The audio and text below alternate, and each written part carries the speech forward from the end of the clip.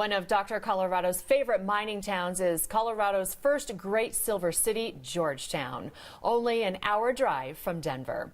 Well, lies this well-preserved, picturesque relic of silvery times. And here to tell us about the glory days is the man himself, Dr. Tom Colorado Noel. So glad to have you here. Great to be here, Jackie. Dr. Noel, that's the Queen City of the Mountains, isn't it? It is. All right. So how did Georgetown get its start and when?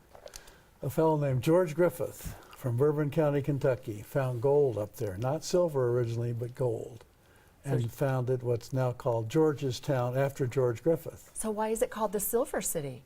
It was the first great silver camp, the first great silver city, before it's eclipsed by Leadville and Aspen and other bigger towns. Okay, all right. All right, so is it true that women made Georgetown one of Colorado's most refined mining towns? Yeah, George Griffith, instead of in the winter coming down to Denver to drink and gamble and carouse with the other miners, headed back to Kentucky, got his wife, I think even his grandma, and kids, and brought them out. So from the beginning, Georgetown was a family town. Yeah. Yeah, and the hotel down there is historic and it's beautiful. Is it still operating today? It is. It's a great museum today.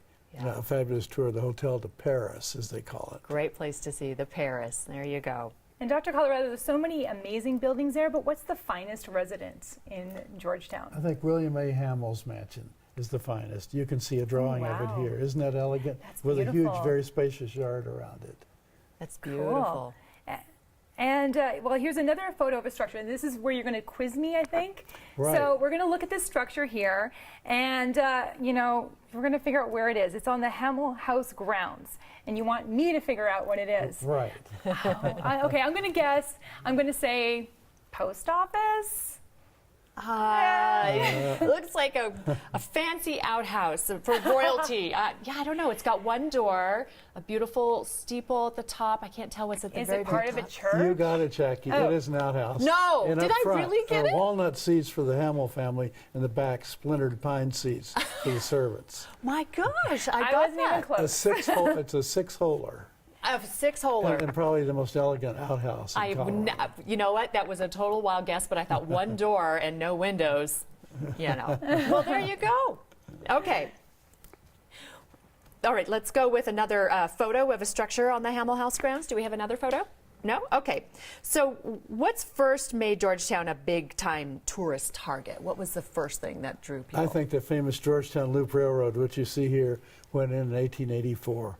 And that brought just not miners, but tourists for the spectacular ride up Clear Creek. Look at that bridge. It's amazing. And had to loop around to gain the elevation because it's a steep hill from Georgetown up to Silver Plume. And that's why we call it the Georgetown Loop.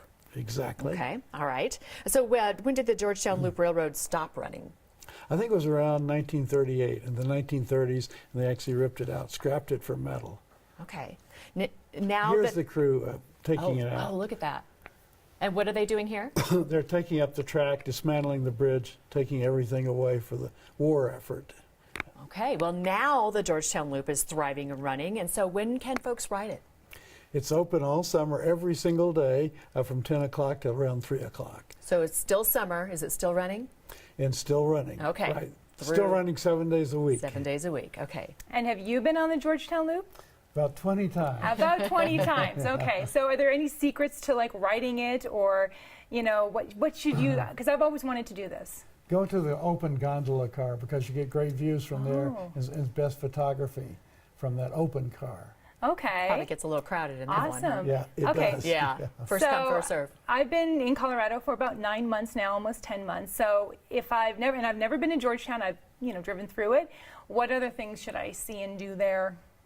They have a great utility, a public utility museum where they generate electric power through water. There's great restaurants there. My favorite's the Alpine Inn, which was the old train station, is now a great Italian pizza place. Wow. Did you ever 10 bar there?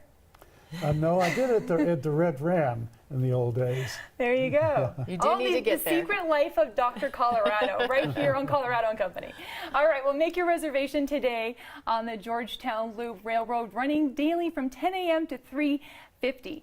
Info and reservations at georgetownlooprr.com or 888-456-6777.